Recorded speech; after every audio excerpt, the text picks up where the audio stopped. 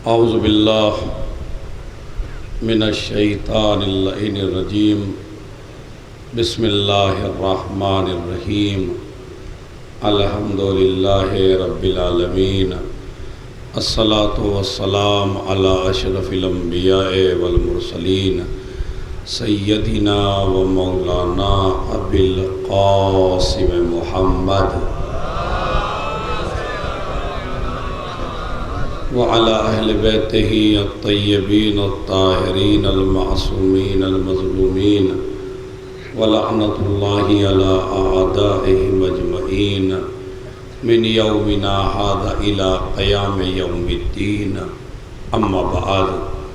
क़ाल अल-इमामुर रिज़ा अलैहिस्सलातु वस्सलाम ला यकूनुल मुमिनु मुमिनन हत्ता यकून फ़ीहि सलासु ख़िसाल सुन्नतुम मिर रब्बिह व सुन्नतुम मिन नबिय्यिह व सुन्नतुम मिन वलिय्यिह फ़अम्मा सुन्नतु मिन रब्बिही फ़कित्मानुस सिर व अम्मा सुन्नतु मिन नबिय्यिही फ़मदारातुन नास व अम्मा सुन्नतु मिन वलिय्यिही फ़स्सब्रु फ़िल बासाए वज़्ज़र्रा। सलवात भेजे मोहम्मद। एक मरतबा सूरह हम, 3 मरतबा सूरह क़ुल हुवल्लाह की तिलावत फरमा कर अंसारुल हसन इब्न अनवारुल हसन की रूह को इसार फरमाए।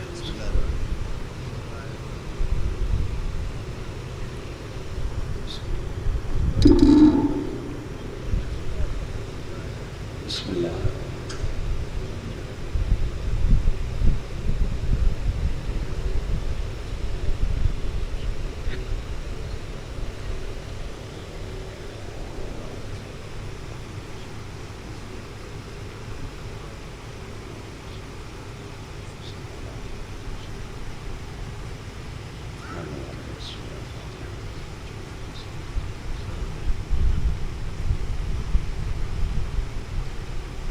सलावत पढ़े मोहम्मद और आले मोहम्मद।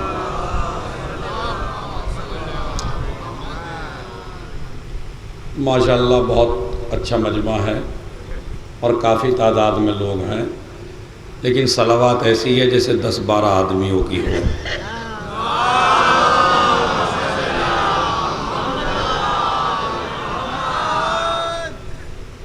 बहरहाल इतनी दूर से आया हूँ तो चंद गुजारिशात आप हज़रात की खिदमत में पेश करना है। आप माशाअल्लाह दाद काफ़ी दे चुके हैं, तो आप आराम से भी सुनते रहेंगे तो कोई मसला नहीं है। लेकिन बहरहाल ये बातें जो मुझे आपसे करनी है ये बहुत ज़रूरी हैं और आपके लिए बहुत फ़ायदे की हैं।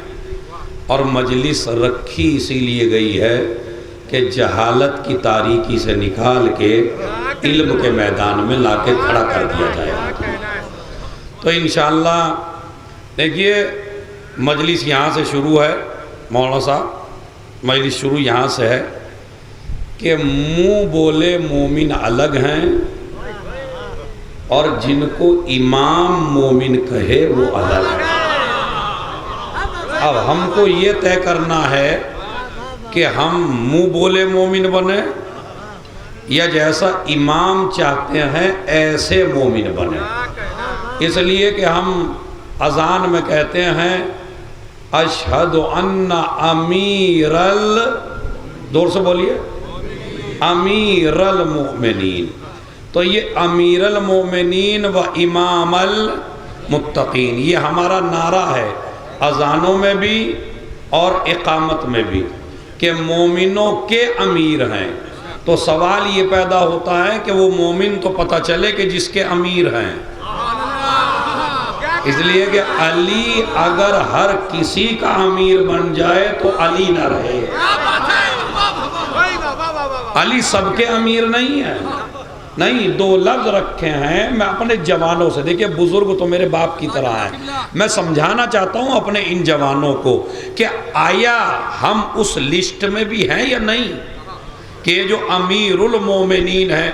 दूसरी जगह नबी ने फरमाया या अली अंता अमीरुल बरारा, ऐ अली तू नेक लोगों का अमीर है, यानी बदकारों का नहीं, शराब खोरों का नहीं, सियासत खोरों का नहीं, खयानत खोरों का नहीं।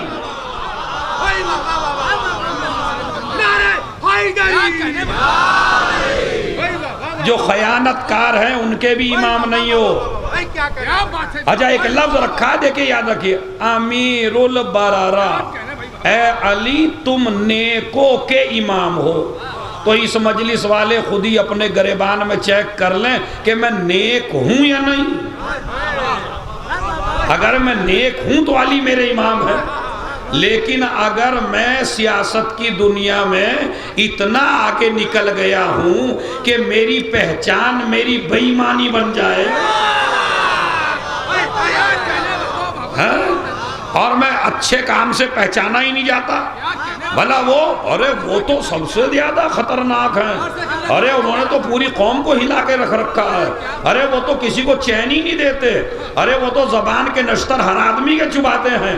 तो अदीदो याद रखिए, नबी ने इरशाद फरमाया, किसी के नमाज रोजे को देख के फैसला न करना कि ये बहुत बड़ा मोमिन है, पहले देखो अमानत में खयानत तो नहीं करना।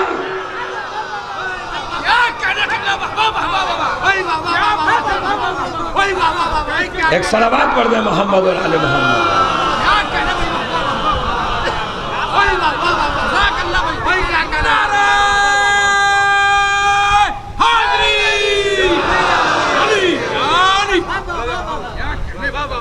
अंता अमीरुल बरारा, ऐ अली तुम नेकों के, जरा जोर से बोलना सब मिलके, तुम नेकों के अमीर हो।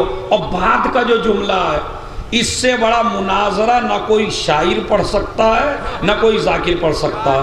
ये तबलीगी जुमला था, अब मुनाजरे का जुमला सुन लीजिए। वक़ातिलुल फजरा, ए अली तू फाजिरों का कातिल है।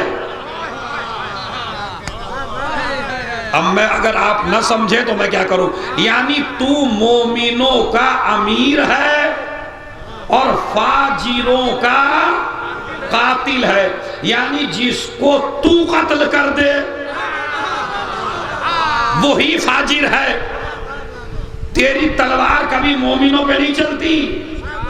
अरे एक मोमिन की वजह से जो 70 काफिरों को छोड़ दे,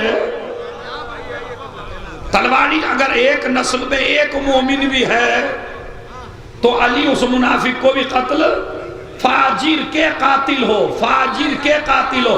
मैंने कहा था सबसे बड़ा मुनाजरा है, फाजिरों के कातिल हो।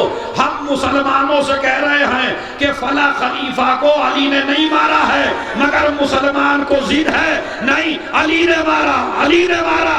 मैंने कहा अगर अली को कातिल मानोगे तो जिसको कत्ल किया है उसे फाजिर मानना।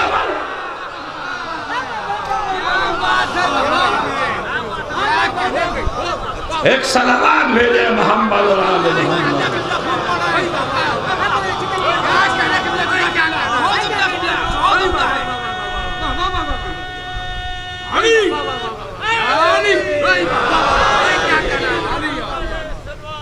अल्लाह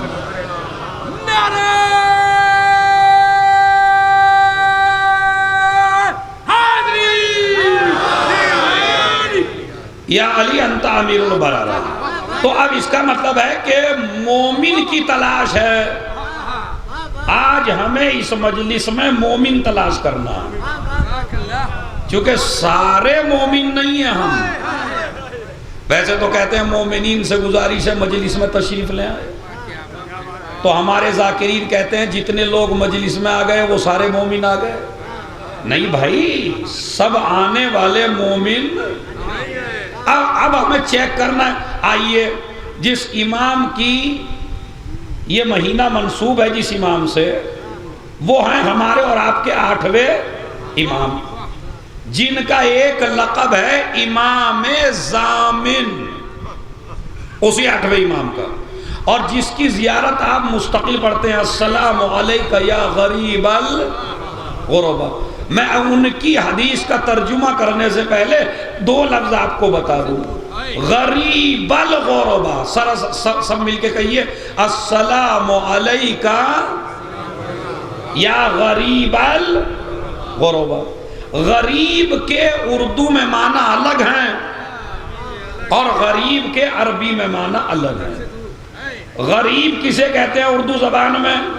मिस्कीन, फकीर, जिसके पास खाने को ना हो, जिसके पास रहने को ना हो, जिसके पास जिंदगी गुजारने को ना हो।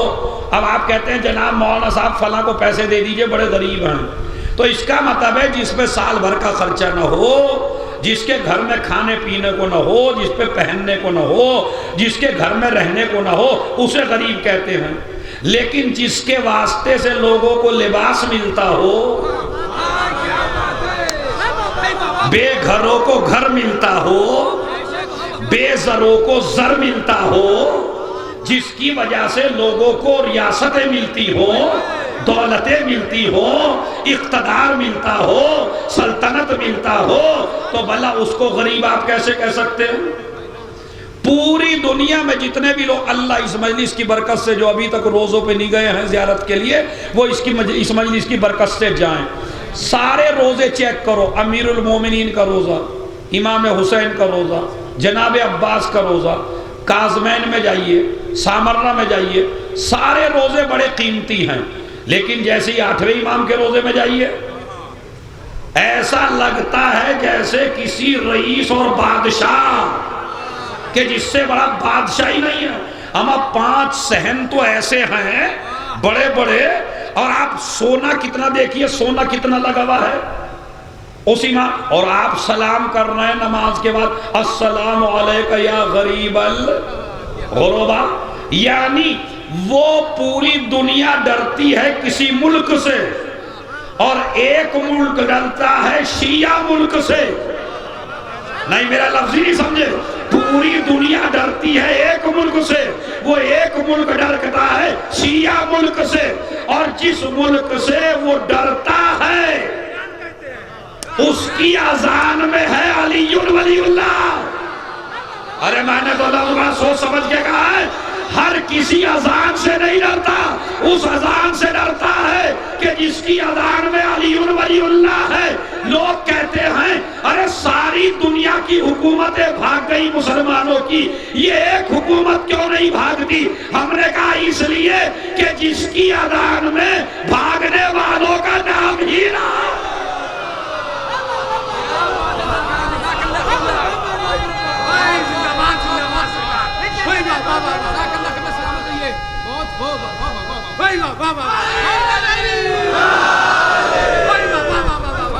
और तुम्हारी अजान में क्या है? ये भी भाग जाते ईरानी अगर अलीउल वलीउल्लाह न होता। ये अलीउल वलीउल्लाह हमें रोके हुए है, सबूत साबित कदम रहते हैं। तो इसका मतलब ये है, अब जब इस ईरानी हुकूमत को कर्जे की जरूरत होती है तो ये कर्जा किससे मांगते हैं? मैंने पढ़ दी मजलिस, अगर आप समझ लें भाई, किससे ये हुकूमत कर्जा मांगती है? इमाम रजा से। मैं कहता हूं ईरानी हुकूमत तुझको भी सलाम। हमारी दुनिया में जितने भी हुकूमत हैं, जब वो कर्जा लेती हैं तो चोरों से, डकैतों से, खयानतकारों से। तुमने कर्जा भी लिया तो फातिमा के लाल है या नहीं है? कर्जा लेती है। कई करोड़ के तो फूल चढ़ाए जाते हैं खाली विलादत के ऊपर इस इमाम रज़ा अलैहिस्सलाम के रोजे पर। तो फिर इस गरीबुल गुरबा का मतलब क्या? बात समझ में आ रही है? ताकि जब नमाज के बाद या मजलिस के बाद जियारत पढ़े मेरा जवान, तो उसे नॉलेज में हो मैं क्या लफ्ज कह रहा हूं। अस्सलामु अलैका या गरीबल गुरबा, ए गुरबा में भी सबसे बड़े गरीब, तुझ पे मेरा सलाम है। तो एक गरीब के माना है फकीर के, और एक गरीब के माना है मुसाफिर के, यानी जिसे अपने वतन से दूर कर दिया गया हो। नहीं, गरीब इसे भी नहीं कहते जो खाली वतन से दूर कर दिया जाए, जो रिश्तेदारों में जिसे बहुत ज्यादा सताया जाए उसे भी गरीब कहते हैं। वलो वो रईस हो, लेकिन घर के रिश्तेदार जितने भी हैं वो किसी को परेशान करना शुरू कर दें, वो भी गरीब है। जिसके भाई उस पर इल्जाम लगा दे, अरे तवज्जो जाता, वरना अली अपने वतन से दूर, हुसैन अपने, चले हुसैन को तो ये कह सकते हैं कि जमीन खरीद के मालिक बन गए, लेकिन हमारा अक्सर इमाम जो है वो अपने वतन में दफन, तो फिर इसका मतलब गरीब के माना खाली मुसाफिर के भी नहीं है। तो एक तो गरीब के माना फकीर के नहीं है, दूसरा मतलब गरीब के माना मुसाफिर के हैं।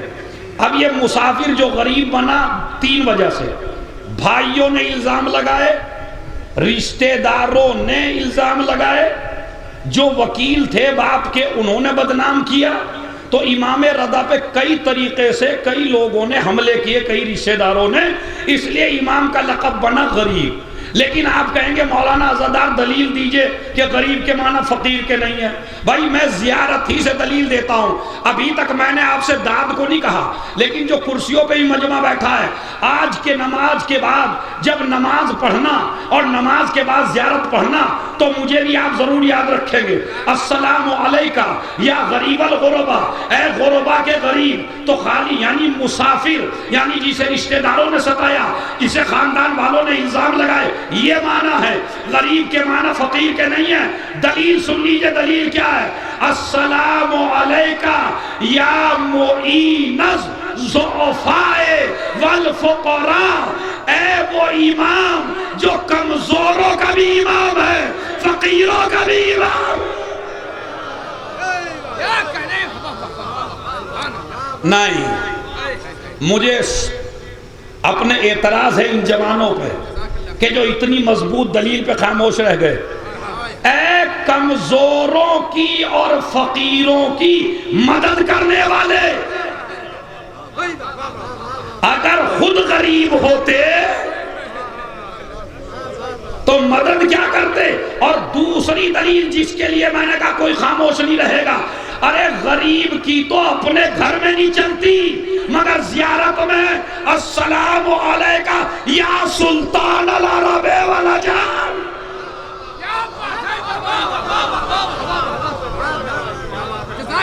ऐ अरबो अजम के सुल्तान। अब ये कैसा गरीब है जो सुल्तान भी है? इसका मतलब है गरीब के माना वो नहीं है। अब इस इमाम की एक हदीस है, 2 हदीसें हैं इस इमाम की जो मैं आपको सुनाना चाहता हूं। पहली हदीस, मल्लम यशकुर वालिदैन लम यशकुरिल्लाह। हदीस पे ही झूम जाएंगे आप। जो आदमी अपने माँ बाप का शुक्रिया ना अदा कर सके, वो कभी अपने खुदा का शुक्रिया अदा।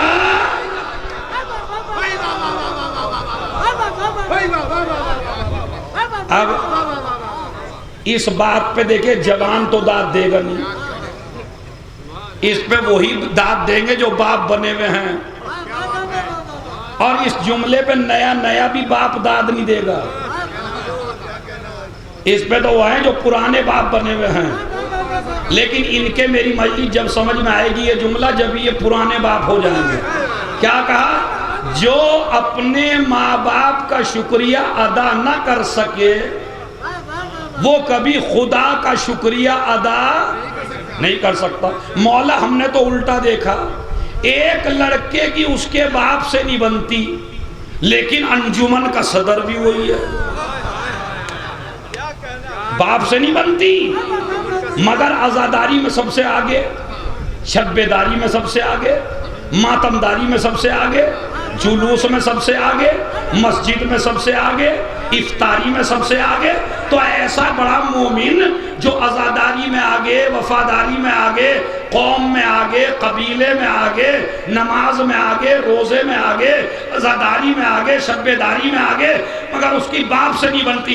इमाम कहते हैं यही तो बता रहा हूँ कि ये धोखा है जो माँ बाप का ना हो सके।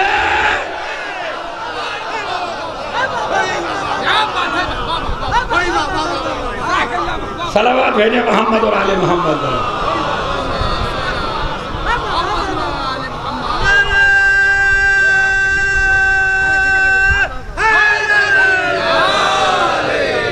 ये जितने भी मेरे जवान लड़के बैठे हैं, जवान भाई मेरे, जो मेरे से बड़े हैं या छोटे हैं, धोखा है आपका। नमाज पढ़ने के बाद ये समझ लेना कि मैं अल्लाह वाला हूँ, मैं रसूल वाला हूँ, मैं मजलिस करा के हुसैन वाला हूँ।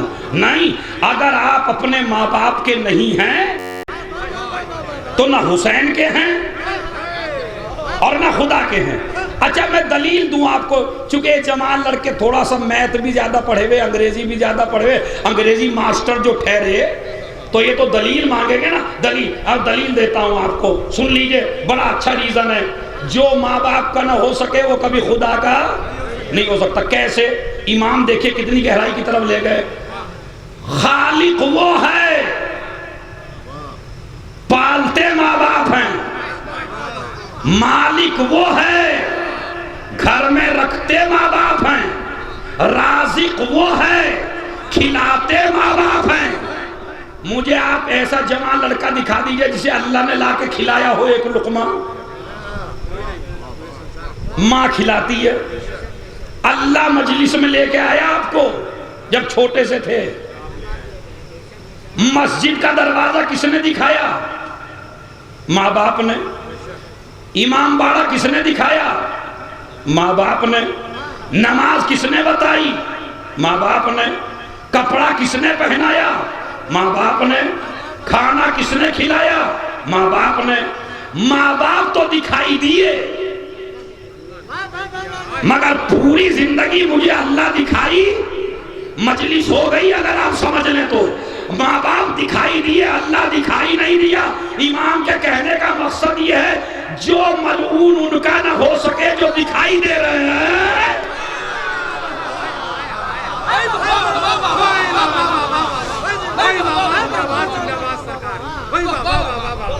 अरे भाई, जो उनका ना हो सके जो दिखाई दे रहे हैं। अच्छा, दूसरा मसला और समझ लीजिए। दो भाई थे बहुत बड़े।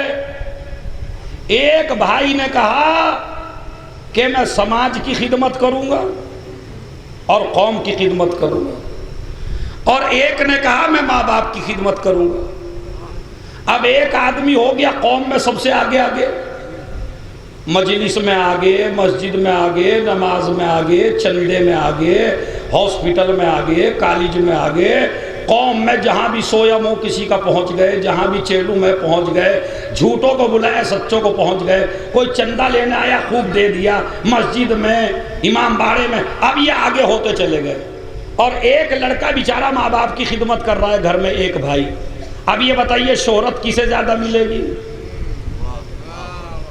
वो जो घर में रहने वाला है या वो जो हर जगह नजर आ रहा है? अब ये जो शोहरत वाला भाई था, ये इतना मशहूर हो गया कौम में, इतना मशहूर, और ये तो बहुत बड़ा आदमी है भाई। और वो बेचारा गरीब जो छोटा भाई है, वो माँ बाप की खिदमत से कोई जानता नहीं, कोई पहचानता नहीं। इसके दिमाग में घमंड आया, और घमंड ये आया कि मुझे दुनिया पहचानती है, मेरे भाई को तो कोई नहीं पहचानता। आ जाता है। अल्लाह बचाए घमंड से। क्या बात है? ये घमंड शायर में भी आ सकता है, जाकिर में भी आ सकता है, नोहे खान में भी आ सकता है, बानी मजलिस में भी आ सकता है, सामीन में भी आ सकता है। बस जब घमंड आ जाए तो समझ लेना तेरा ज़वाल का जमाना शुरू हो गया।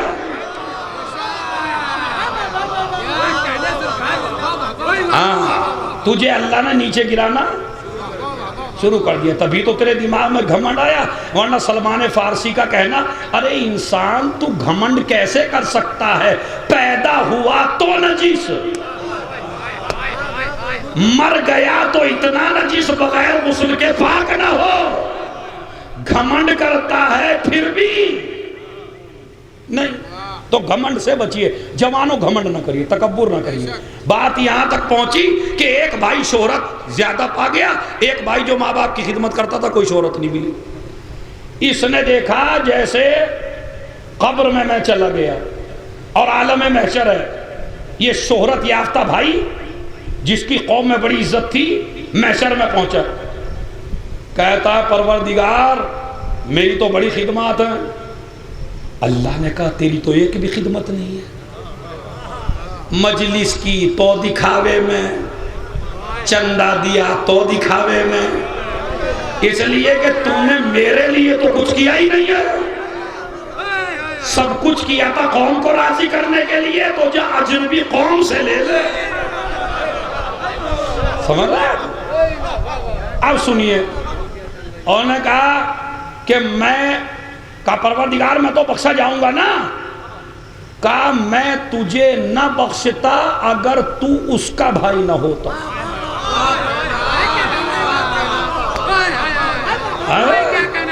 घमंड को कैसा चकनाचूर किया अल्लाह ने। ये समझ रहा था मैं लोगों की बख्शिश करा लूंगा खुद, यहां अपनी बख्शिश के लाले पड़े हैं। वो कहने लगे नहीं, मैं तुझे बख्श रहा हूं मगर तेरे भाई की वजह से। परवरदिगार मेरे भाई ने किया माँ बाप की खिदमत। अब मैं इसको जरा एक सलावत अच्छी सी पढ़े तो मैं समझा दूं पहले मसला।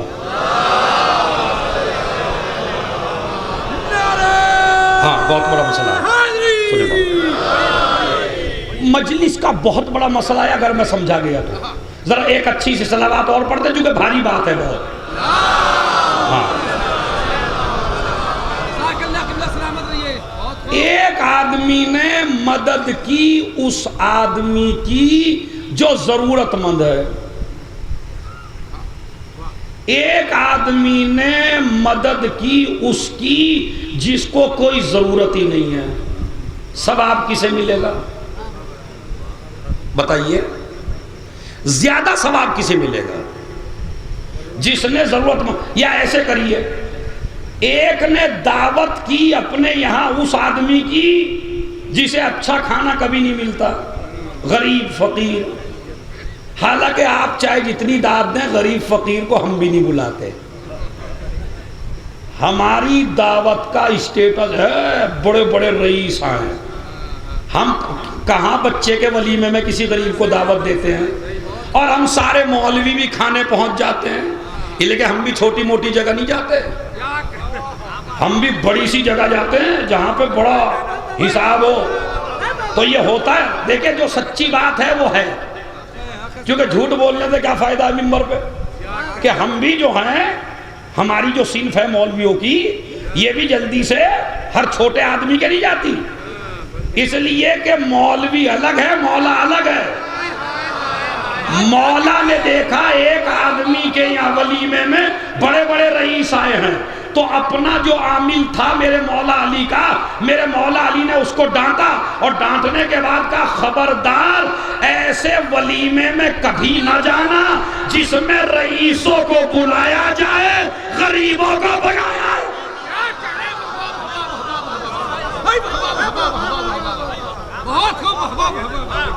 मगर ये काम मौला कर सकते हैं, मौलवी नहीं कर सकता। ये मौलवी के बस की बात नहीं है। बात आ गई तो एक ने बुलाया फकीर को, एक ने बुलाया जिसके मुस्तकिल अच्छा खाया जाता है। ज्यादा अच्छा काम किसने किया?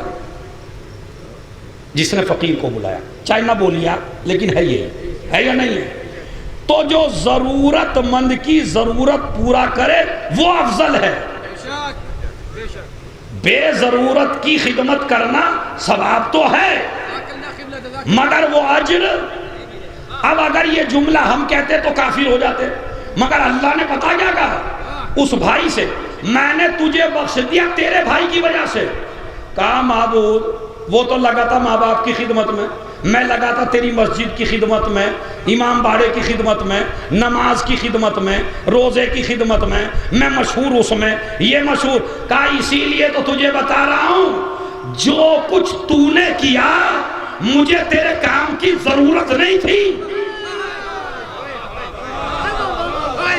तूने सजदे किए मुझे जरूरत नहीं थी, तूने नमाज पढ़ी मुझे जरूरत नहीं थी, तूने हज किया मुझे जरूरत नहीं थी। तेरे भाई ने वो किया जो माँ बाप को जरूरत थी। अरे मैं तवज्जो चाहता हूं, यानी तेरा भाई वहां काम आया जो मोहताज थे। मैं किसी का मोहताज, पूरी दुनिया मेरे सजदे का इनकार कर दे, मैं तब भी खुदा हो। सजदा करके मुझ पे एहसान नहीं कर रहे हो, ये अपनी पेशानियों का भरम है। अच्छा आप ये बताइए, अगर गाजीपुर वाले नमाज पढ़नी छोड़ दे तो अल्लाह अल्लाह है या नहीं?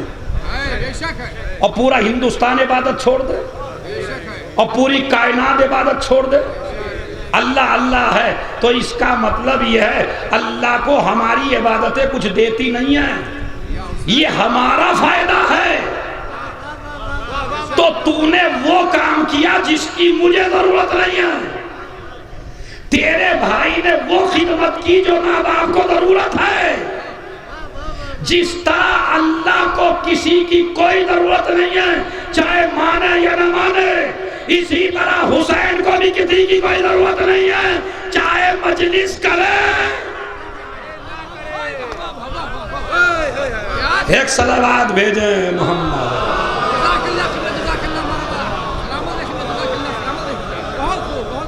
बात समझ रहे हैं? बस अब ये मजलिस के निकात मैंने आपकी खिदमत में, अस्सलामु अलैका या गरीबल गुरबा, ऐ गुरबा के गरीब, तुझ पे हमारा सलाम हो। पहली हदीस तो ये है। दूसरी हदीस सुनिए, दूसरी हदीस में अगर आप दाद दे बैठे तो समझ लें आप बहुत बड़े हैं।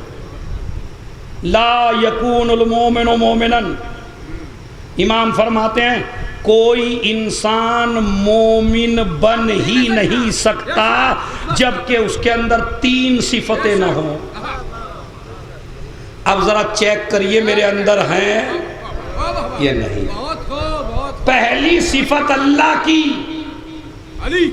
दूसरी सिफत रसूलुल्लाह की, तीसरी सिफत अली वलीउल्लाह की। चूंकि कितने कलमे पढ़ के मोमिन बने हो? 3, ला इलाहा इल्लल्लाह मोहम्मद अलीयुन, 3 कलमे पढ़ के ही तो मोमिन बने जवानो तुम। तो कम से कम कलमा पढ़ते हो तो एक एक सिफत तो लाओ अपने अंदर, एक अल्लाह की, एक रसूल की, एक इमाम की। अब अल्लाह की सिफत देख लीजिए, तवज्जो चाहता हूँ। अब चेक करिए मोमिन हूँ मैं या नहीं हूँ। अगर मैं मोमिन हूँ तो अली मेरा मौला है, मोमिन नहीं हूँ तो अली मौला, चाहे मजलिस में जितने भी नारे लगा लीजिए फिर नहीं। चेक करिए मैं मोमिन हूँ या नहीं। अल्लाह की सिफत, अल्लाह की फकितमानो सिर, लोगों के राज का छुपाना।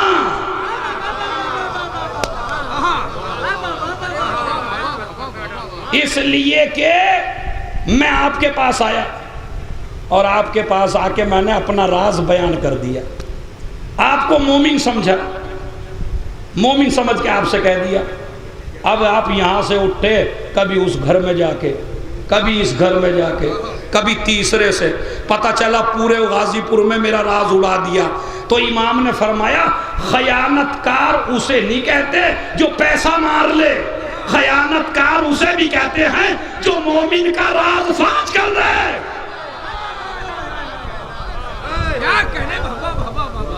खाली पैसा मारने वाला खयानतकार नहीं है, जो अपने मोमिन भाई का राज खोल दे।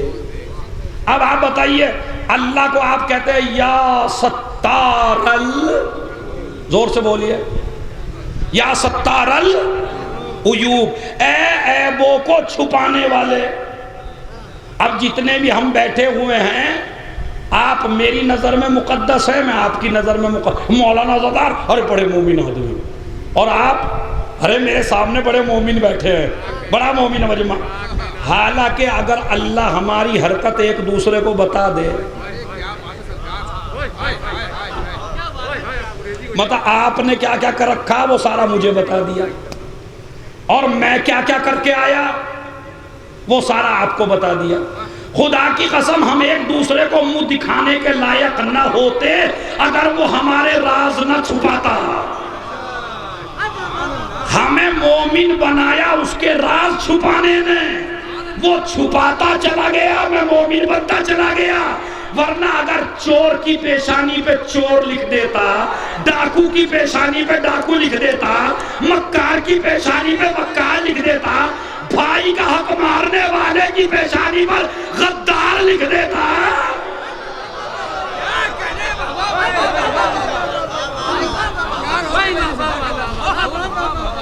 सलावत भेजे मोहम्मद और आले मोहम्मद।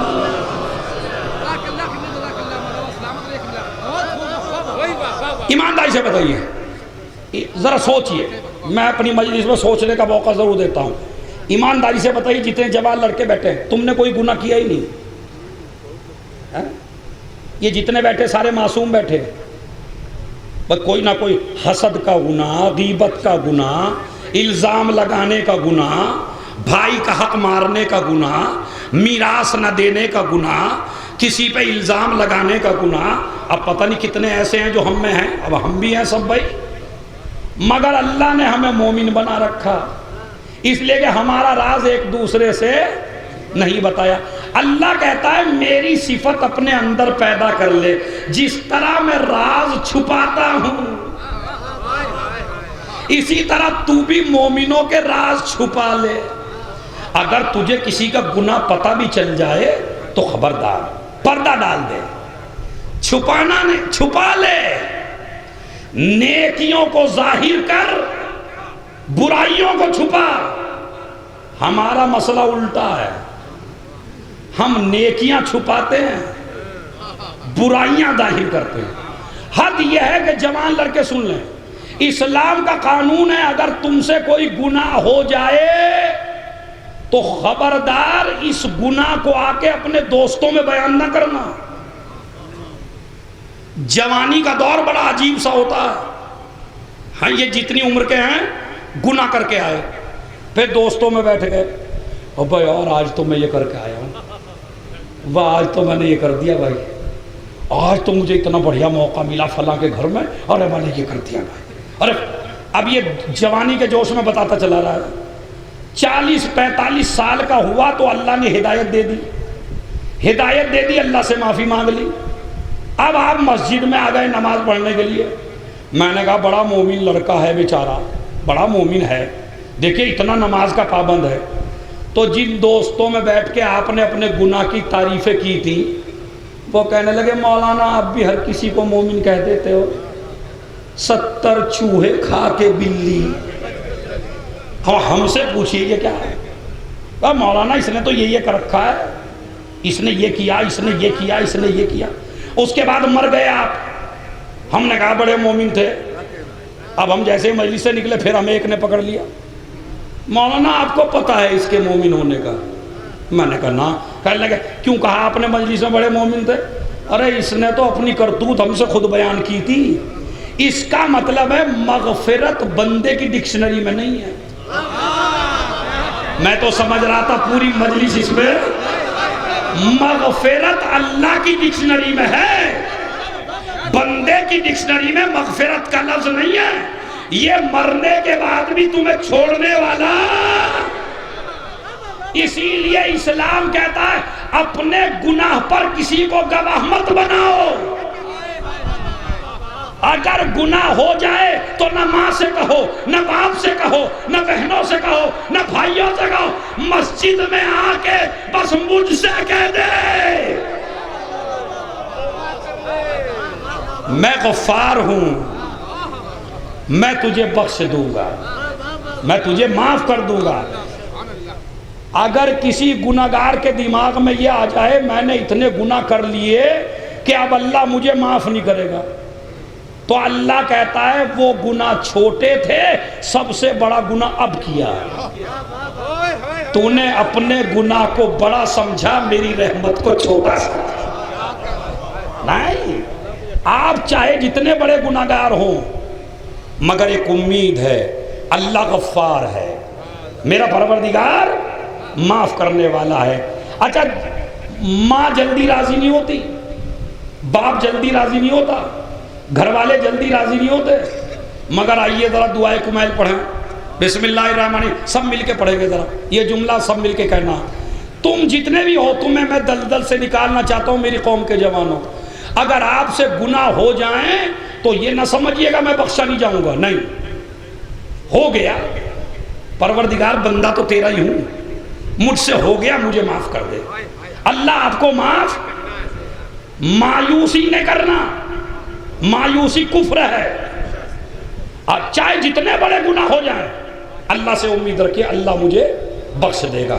अभी वो गुनाह भी बताऊंगा कौन से हैं, मगर सुन लीजिए, रिवायत में मौजूद है अगर किसी के एक ही बेटा हो और वो मर जाए, और 40वें की मजलिस में बेटा खुद ही आ जाए जिंदा, तो बताइए माँ की खुशी की क्या इंतहा है।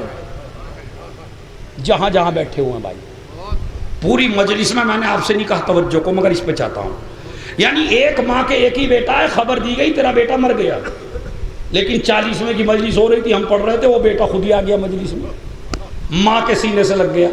अब इस माँ की खुशी को कोई भी आदमी नाप नहीं सकता कि कितनी खुश है माँ।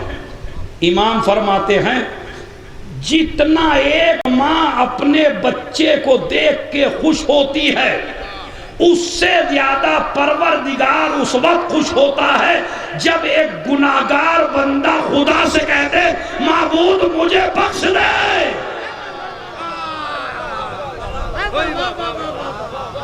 माबूद मुझसे गलती हो गई।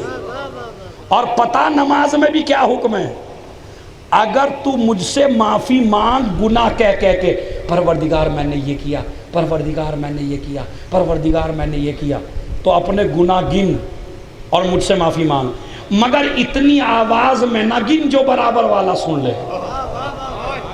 अरे ये रहीम है या नहीं, ये करीम है या नहीं, ये गफ्फार है या नहीं, नहीं इतनी आवाज में ना कहना कि बराबर वाला सुन ले, नहीं इतनी आवाज में को बस दिल में कह ले।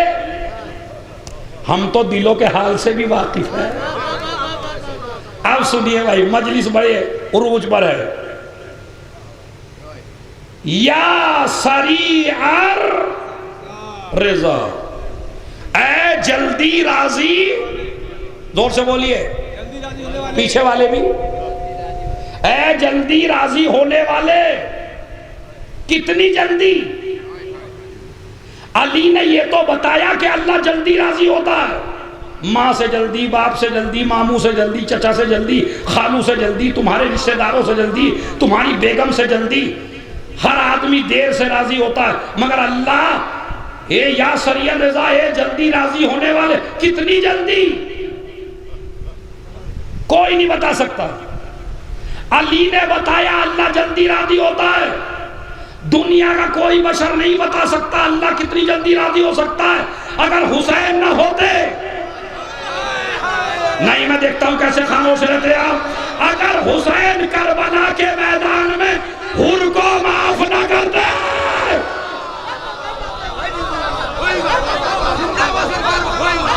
अब मैं देखता हूं किसका हाथ जरा जमीन पर रहता है। हुर को हुसैन ने माफ करके बता दिया, जिसका बंदा इतनी जल्दी माफ कर दे।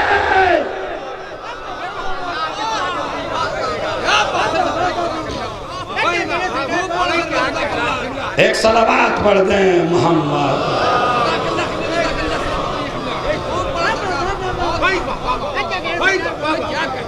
जिसका बंदा इतनी जल्दी माफ कर दे, उसका खुदा कितनी जल्दी माफ करेगा।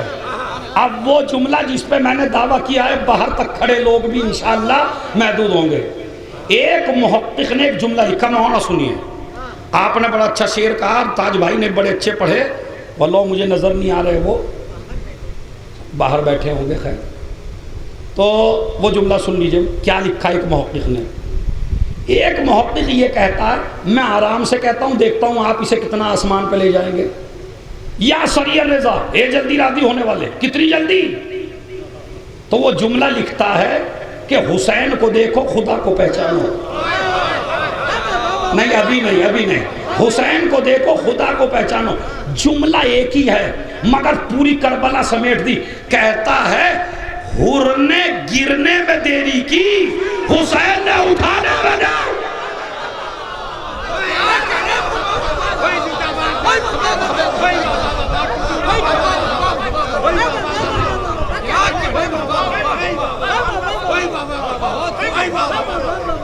जुमला सुना आपने, हुर ने गिरने में देरी की, हुसैन ने उठाने में देरी नहीं की। अच्छा हुर ने क्या कहा, मुजरिम है सबसे बड़ा, जितने हम बैठे हुए हैं हम मुजरिम हैं, मगर हुर जितने बड़े मुजरिम नहीं।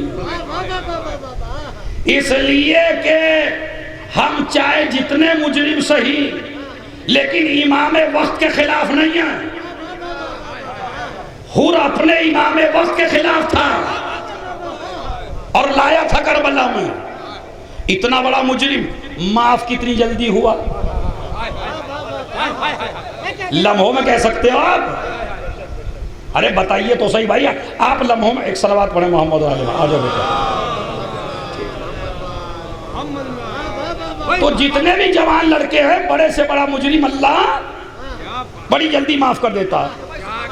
किसी रिवायत में मुझे, मेरे इल्म में इजाफा होगा अगर आप बता दें कि किसी मक्तल में मुझे दिखाइए हुर ने माफी मांगी हो।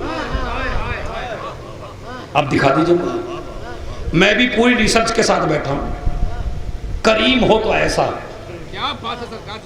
हुर को माफी का लफ्ज भी नहीं कहने दिया। हुर ने माफी नहीं मांगी, हुर ने तो सवाल किया, हल्ली तौबा, क्या मुझ जैसा माफ हो सकता है? हुसैन ने उठा लिया।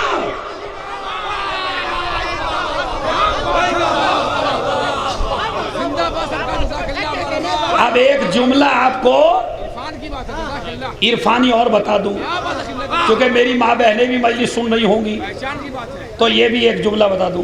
देखिए, अल्लाह ने आपका सर हर किसी जगह नहीं झुकवाया। जो आपको झुकते ही बुलंद कर दे, महासर को झुकवाया। आज हमारा जवान लड़का आप जैसा पढ़ा लिखा सवाल करता है, आज मुसलमान की जिल्लत का राज क्या है? मैंने कहा मैं असली राज आपको बताता हूँ, मुसलमान जलील क्यों होता है आज।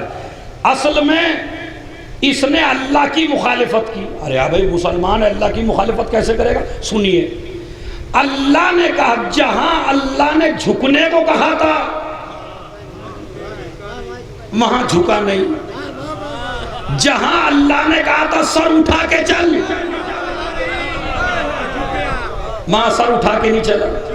अब मैं आपको बताऊं, अब इंशाल्लाह जगह बता देता हूं।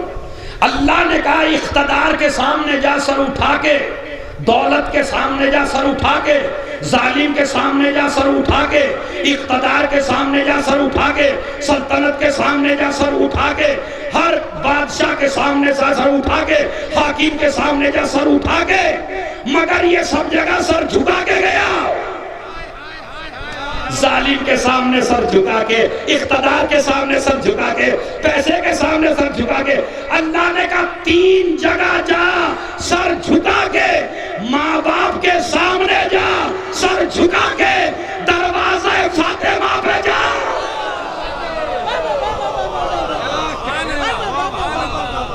मेरी बारगाह में आ। कितनी जगह आई सर झुकाने? कितनी जगह का? अल्लाह के सामने, दरे ज़हरा के सामने, माँ बाप के सामने। अच्छा, औरत बीवी भी है और औरत माँ भी है, मगर अल्लाह ने झुकने को किसके सामने कहा? अब झुकते तो आप सभी हो भाई, मगर बताने में तो कोई हर्ज नहीं है भाई। मैं ये नहीं पूछ रहा हूँ कौन झुकता है कौन नहीं झुकता, मैं पूछ रहा हूँ कि एक है बीवी, एक है माँ। अल्लाह ने माँ के सामने झुकने को कहा या बीवी के? अब इसका मतलब उल्टा ना निकालिए कि बीवी के सामने नहीं झुका तो आप फिरौन बन जाएं। फिरौन भी नहीं बनना है, नमरूद नहीं बनना। बीवी के हुकूक अदा करने हैं, खाने का, पीने का, हर शरीके हयात है, सारे फजाइल हैं, मगर आपको नहीं झुकना उसके सामने। उसके सामने भी झुकाऊंगा मगर उसकी औलाद को, मगर तुझे नहीं झुकने की इजाजत है। अब आप कहेंगे मौलाना ये कौन सी बात हो गई, माँ के सामने झुकने को क्यों बात? अब मैं आपको बता देता हूँ, अल्लाह तुम्हारा सर वहीं झुकवाता है जो तुम्हें झुकते ही बुलंद कर दे। कानून क्या है? जितना बीवी के सामने झुकते चले जाओगे बीवी झुकाती चली जाएगी, जितना माँ के सामने झुकते चले जाओगे माँ उठाती चली।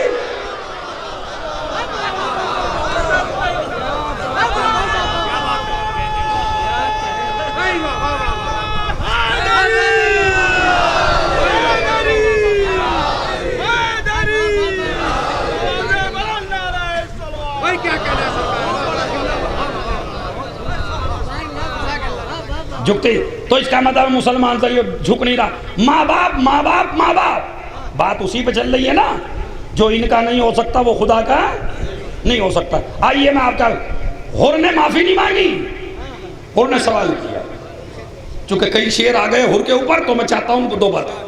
क्या मेरे लिए तौबा का दरवाजा खुला है? हुसैन ने उठा लिया, उठा के क्या कहा? देखिए गुनाह दो तरीके के हैं। अब चाहे दाद न दीजिए आप, मगर सुन लीजिए, चूंकि दाद में कहीं बात उड़ ना जाए, पहले सुन लीजिए। गुनाह दो तरीके के हैं। एक गुनाह वो है जो खुदा के और आपके दरमियान में है। मसलन किसी ने नमाज नहीं पढ़ी, किसी ने रोज़ा नहीं रखा, किसी ने हज नहीं किया, किसी ने 2 रकअत अदा न की। जो अल्लाह के हुकूक बंदे के ऊपर हैं वो बंदे ने अदा। अब ये गुनाह है जो आपके और खुदा के बीच में है। एक गुनाह वो है जो आपके और बंदे के बीच में है। अब अल्लाह गफ्फार है उन गुनाहों में जो आपने अल्लाह की मुखालिफत की है, यानी अल्लाह माफ करेगा उस गुनाह को। अब आप नमाज ना भी पढ़िए, अल्लाह चाहे तो माफ कर देगा। आपने रोजा नहीं रखा, अल्लाह चाहे तो माफ कर देगा। आपने वाजिब हज नहीं किया, अल्लाह चाहे तो माफ कर सकता।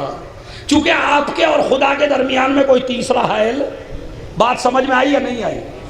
एक गुनाह वो है कि आपने किसी बंदे को सताया। मैं खुल के ही कहूं, दौलत के घमंड में आके गरीब के घर पे कब्जा कर लिया, और इत्तफाक की बात है झूठे गवाह आपको मिल गए। चूंकि कोई भी आदमी मुकदमा न लड़े, अगर हमारी कौम चाहे तो मुकदमेबाजी खत्म हो सकती है। झूठे गवाह खत्म हो जाए, मुकदमेबाजी खत्म हो जाएगी। लेकिन हमारी कौम में एक झूठा गवाह क्या 10-10, और इन गवाहों को कुछ मिलने वाला नहीं अलावा एक वक्त के खाने के, कुछ नहीं मिलेगा। पता चला गाजीपुर से लखनऊ गवाही देने जा रहे हैं और पता है झूठ गवाही दे रहे हैं, खाली एक वक्त का खाना खा रहे हैं। जो एक वक्त के खाने पे बिक जाए वो कल भी बनी उमैया का था, आज भी बनी उमैया का।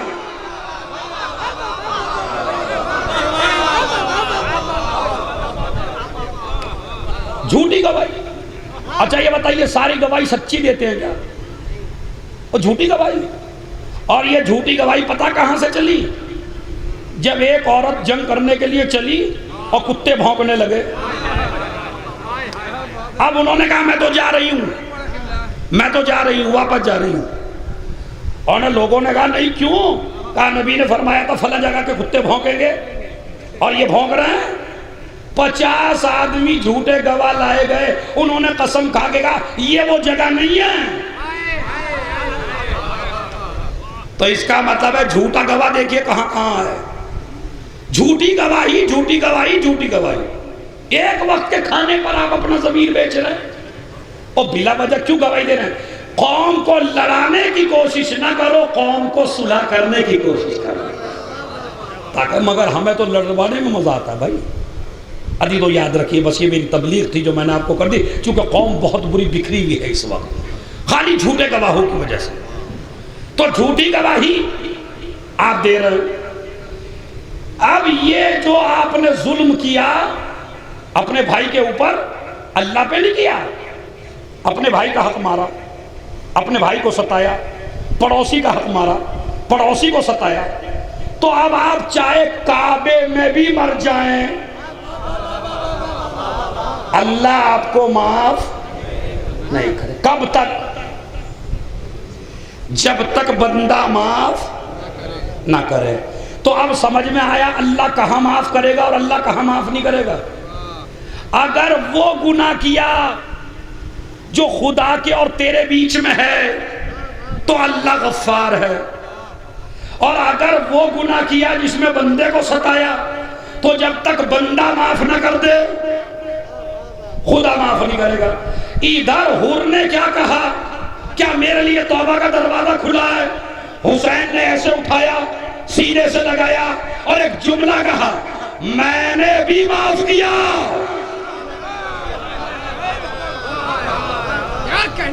आगे का जुमला क्या है? अरे बोलिए भाई, ओ जवानों, क्या कहा? मैंने भी माफ किया, मेरे खुदा ने भी माफ किया। ये मैंने का मतलब क्या है भाई? ये हुसैन इब्ने अली, ये मैंने का मतलब क्या है? कहा मैंने का मतलब समझ में आएगा बनी उमैया के उन खतीबों की वजह से जो मुहर्रम में चीख चीख के कहते हैं यजीद को बुरा ना कहो अल्लाह माफ कर देगा, माविया को बुरा ना कहो अली माफ कर देंगे, फला को बुरा ना कहो, फला को बुरा ना कहो, फला को बुरा ना कहो, अल्लाह माफ कर देगा। हुसैन ने आशूर के दिन मैंने की शब्द रख के बता दिया, जब तक मैं माफ ना कर दूं।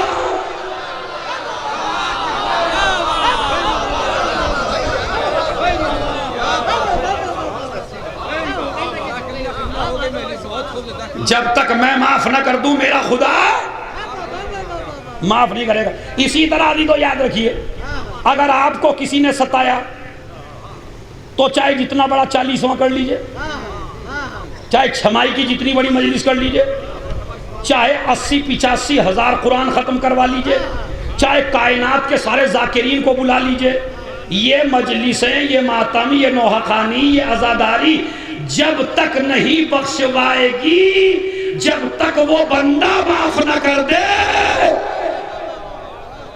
जिसे आपने सताया है। तो जब ये, अच्छा सारे सुन्नी भी यही कहते हैं, जब तक बंदा माफ ना कर दे खुदा माफ नहीं करेगा। जब तक बंदा, तो हम भी आगे बढ़ के यही कहते हैं, किसी को चाहे जितना रजी अल्लाह कहो, जब तक फातिमा माफ ना कर दे।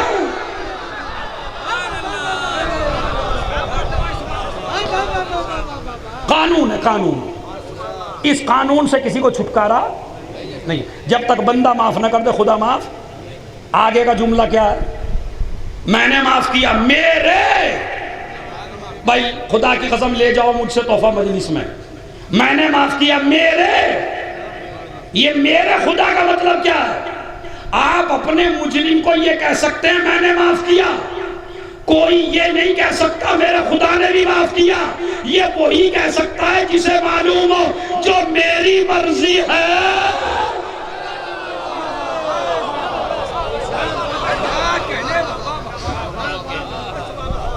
हुसैन, हुसैन इसलिए भी हुर के इंतजार में थे। सुनिए, बड़ा फजीलत का जुमला सुना रहा हूं। हुसैन हुर के इसलिए भी इंतजार में थे कि कोई आयतें नहीं मानेगा, कोई रिवायतें नहीं मानेगा, कोई हदीस नहीं मानेगा, कोई मुझे इमाम नहीं मानेगा, कोई मुझे मासूम नहीं मानेगा, वाक़े करबला बनी उमैया गलत लिखवाएगी। तो इसलिए एक शोशा ऐसा रख दिया कि जिसने हुसैन की जीत का ऐलान कर दिया। जब तारीख में लोग ये पढ़ेंगे यजीद के लश्कर में पानी था, खाना था, हर तरह का आराम था, दौलत थी, इक़्तिदार था, पैसा था, सल्तनत थी, हुसैन के लश्कर में पानी नहीं था, खाना नहीं था, प्यास थी, बेबसी थी, मुफलिसी थी, परेशानी थी। हुसैन ने हुर को सुबह ही बुला के कायनात को, पूरी दुनिया को समझा दिया, और यजीद अगर मेरी गुर्बत से परेशान होकर मेरा कोई आदमी तेरे लश्कर में चला जाए तो तू जीत गया, और अगर तेरी दौलत को ठोकर मार कर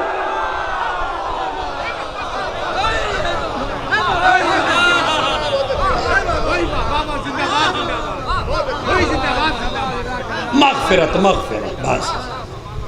तो मेरे जवानों, अगर माँ बाप की खिदमत ना कर सके तो कभी भी आप अल्लाह वाले, हुसैन वाले, एक ही दरवाजा है। बस आखिरी जुमला, शेख बहाई हमारे बहुत बड़े आलिम दीन है, इंजीनियर। जो लड़के इंजीनियर हैं वो सुन लें, सबसे बड़े इंजीनियर थे शेख बहाई, और सबसे बड़े मुज्तहिद से सबसे बड़े आलिम थे।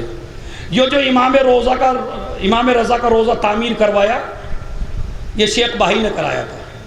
शेख बहाई बहुत बड़े आमिल भी थे, इरफानी, तावीज़ उनके बड़े मशहूर थे शेख बहाई के। जब रोजा बन रहा था तो उन्होंने ये कहा कि दरवाजे जब लगाना गेट में तो मेरी इजाजत के बगैर नहीं लगाना।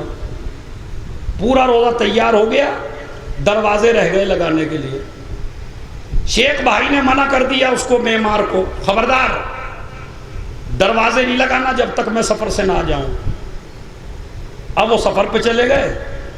ख्वाब में उस मिस्त्री ने जो रोजा बना रहा था इमाम रजा को देखा और इमाम ने आके कहा उनके आने से पहले दरवाजे लगा दो। हाँ, सुबह को उठा, मैं नहीं लगाता दरवाजे भाई। शेख भाई बड़ा भड़केंगे आके। दूसरे दिन फिर सोया, इमाम फिर ख्वाब में आए, मैंने तुझे हुक्म दिया था दरवाजे फिट कर दो, क्यों फिट नहीं किए? कहा मौला वो मना करके गए। कहा मैं कह रहा हूं लगाओ। इसने सुबह को उठ के फिर सोचा ख्वाब ख्याल है। तीसरे दिन इमाम सख्ती से आए, नाराज हुए, गुस्सा हुए। रोजा शेख भाई का नहीं है और रोजा मेरा है। मैं कह रहा हूं तू दरवाजे लगा दिए। शेख भाई आए। आने के बाद सुनिए, आने के बाद गुस्से हुए, उसको बुलाया, तूने दरवाजे क्यों लगाए? कहा जी मैं आपकी बात मानता या तुम्हारे इमाम की बात मानता। कहा इमाम ने क्या कहा? दरवाजे इमाम ने लगवाए। फिर रोने लगे, रो के कहने लगे वाकई ऐसा बड़ा इमाम कोई नहीं है। मिस्त्री ने पूछा आखिर तुम क्यों ऐसा कर रहे थे? और रात में उन्हें भी इमाम ने आके समझा दिया शेख भाई को। कहा हमने दरवाजे लगाए, उसे नहीं डांटना। आज डांट दिया तो डांट दिया, कल उसे हमने लगवाए हैं। लेकिन शेख भाई तुम ये तो बताओ करना क्या चाहते थे? अब सुन लो अजीज, तवज्जो चाहता हूं। इमाम को पता है क्या करना चाहते थे। शेख भाई बहुत बड़े आलिम थे, बहुत बड़े इरफानी थे। उन्होंने कुछ तावीज़ तैयार किए थे। वो तावीज़ दरवाजे में फिट करना चाहते थे कि इस दरवाजे से वही गुजरे जो पाको पाकीज़ा हो। कोई गुनाहगार आदमी इमाम के रोजे तक न जाए, और अगर दाखिल हो जाए तो बदन में कोई ऐसी बीमारी पैदा हो जाए कि जरी तक न पहुंचे, फौरन भागा चला जाए और रोजे से बाहर निकल जाए। ऐसे तावीज़ तैयार किए थे कि रोजे में वो तावीज़ फिट कर दो दरवाजे में, ताकि कोई गुनाहगार बंदा न जा सके। इमाम आए रात में, शेख भाई हमने इसीलिए तो पहले दरवाजे लगा दिए, तूने लगाया था कोई गुनाहगार बंदा अंदर न जाना चाहे। लेकिन मुझे ये तो बता दे, गुनाहगार अगर हमारे दरवाजे पे नहीं आएगा,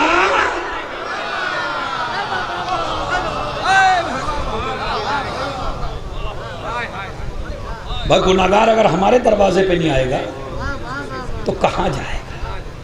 ये दरवाजे खुले हैं मग़फ़िरत के लिए। इसी तरह अज़ीज़ों याद रखिए, अगर मेरी जवान कौम और मेरे जवान भाइयों, रिवायत में मौजूद है अगर जवान लड़के के गुनाह बहुत ज़्यादा हो जाएं, चूँकि जवानी में गुनाह ज़्यादा होते हैं, अगर जवान लड़के के गुनाह बहुत ज़्यादा हो जाएं और उसे ये एहसास होने लगे कि अब मेरे गुनाह माफ़ नहीं हो सकते, तो जाके अपने माँ बाप की खिदमत शुरू कर दे। जितनी माँ बाप की खिदमत करता चला जाएगा, अल्लाह गुनाहों से पाक करता चला जाएगा। बस अजीज़ों, एक बाप के इसाले सवाब की मजलिस है। आप इतने लोग आए आज एक बेटे को पुरसा देने के लिए। मैं तो कहता हूँ कि ये बेटा बड़ा खुश नसीब है कि जिसे आज 11 बजे रात के 12:30 बजे के करीब इतना मजमा पुरसा देने के लिए बैठा है। आओ मैं तुम्हें एक गरीब बेटा और दिखाऊं, सैयद सच्चा, हाथों में हथकड़ियाँ, पाँव में बेड़ियाँ, गले में खारदार तो जब कोई पुरसा देता है ना अजीजों, तो पुरसा देने वाला और जो पुरसा लेने वाला उसे सुकून मिल जाता है। मगर हुसैन कितने गरीब हैं, कहते हैं अब्बास मर गए, अली अकबर जुदा हुआ, हमसे किसी ने ये भी न पूछा। पुरसा बड़ा कीमती होता है। तो सज्जाद को पुरसा दिया गया हाथों में हथकड़ियां डाल के, सकीना को पुरसा दिया गया तमाचे लगा के, ज़ैनब को पुरसा दिया गया गले में रस्सी का फंदा डाल के। हाय अजीजों, किस तरह पुरसा मिला। लेकिन हाँ, अभी खेमों में आग नहीं लगी है, अभी खेमों में आग नहीं लगी है। फिजा ने न जाने क्या बात सुनी, एक मर्तबा आई दरवाजे पर आके कहने लगी शहजादी बड़ी क़यामत आने वाली है। एक मर्तबा ज़ैनब ने कहा फिजा अब इससे बड़ी क्या क़यामत होगी, मेरा अकबर मारा गया, इससे बड़ी क्या क़यामत होगी, मेरे अब्बास के बाजू कट गए, इससे बड़ी क्या क़यामत होगी, मेरे बच्चे मारे गए, इससे बड़ी क्या क़यामत होगी, मेरा कासिम टुकड़े टुकड़े होके आ गया, मेरे असगर के गले पे तीर चल गया। कहा शहजादी इससे बड़ी मुसीबत है। कहा इससे बड़ी क्या मुसीबत होगी, मेरे भाई के गले में खंजर चलता रहा, मैं एक बुलंदी में खड़ी देखती रही। कहा नहीं, इससे बड़ी मुसीबत आने वाली है। कहा क्या मुसीबत है। कहा पिसरे साद ने हुक्म दिया है घोड़ों की नालबंदी की जाए और हुसैन के लाशे पर घोड़े दौड़ा दिए जाए। अजीजों बर्दाश्त न कर सकेंगे आप, बड़ा सख्त मसाइब है और छोटा सा मसाइब है, बस 2 मिनट का मसाइब है। सुनिए क्या कहते हैं। कहा फिजा फिजा क्या बात है। कहा घोड़ों की नालबंदी की जा रही है ताकि हुसैन के लाशे पर घोड़े दौड़ाए जाए। वह बहन थी, एक मर्तबा दिल तड़प गया, फिजा अब तो हमारा कोई मददगार, अरे अब तो हमारा कोई मददगार नहीं है। कहा शहजादी एक मददगार है। कहा कौन। कहा आपके बाबा अली ने मुझे बताया था फिजा अगर करबला में कोई वक्त पड़ जाए तो एक शेर को बुला लेना। उस शेर का नाम हारिस था। करबला में आज भी उसकी जगह है, जो गए हैं वो जानते हैं, वो तो दहाड़े मार मार के रोएंगे जो करबला गए हैं।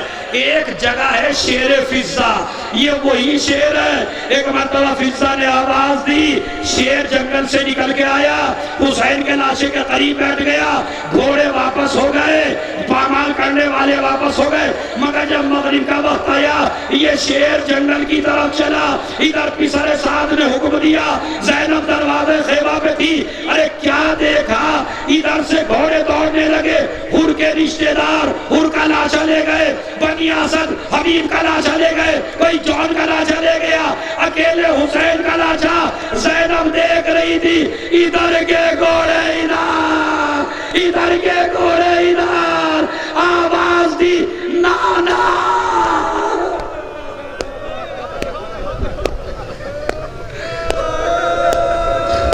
आपके रोने की आवाज करबला जानी चाहिए। ए नाना, अरे ये आपका हुसैन है। कभी माँ को आवाज दी अम्मा, अरे ये वो हुसैन है जिसे चक्किया भी इसके वाला था। पहले जालिमों ने हुसैन के सीने पे घोड़े दौड़ाए, जब सीना बिल्कुल जख्मी हो गया मेरे इमाम को उल्टा लिटाया गया, हुसैन की कमर पे घोड़े दौड़ाए। आखिरी जुमला मजलिस तमाम हो रही है, मेरी तरफ देखें। जब आप करबला जाएंगे तो करबला में हुसैन के रोजे पे एक जगह है कत्ल का, कि जहां पर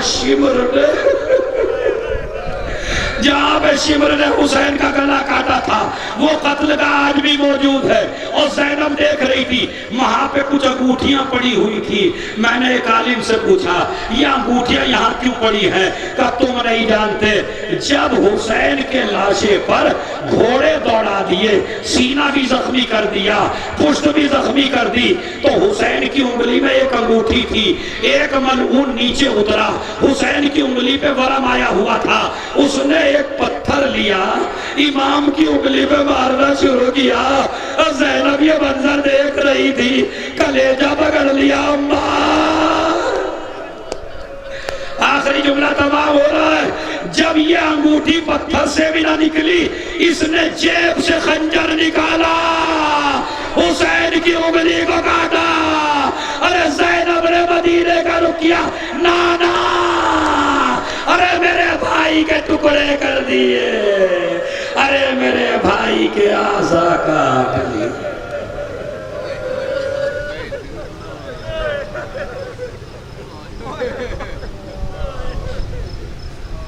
सयअलमुल्लज़ीन ज़लमू अय्यामुनक़लबिन यनक़लिबून।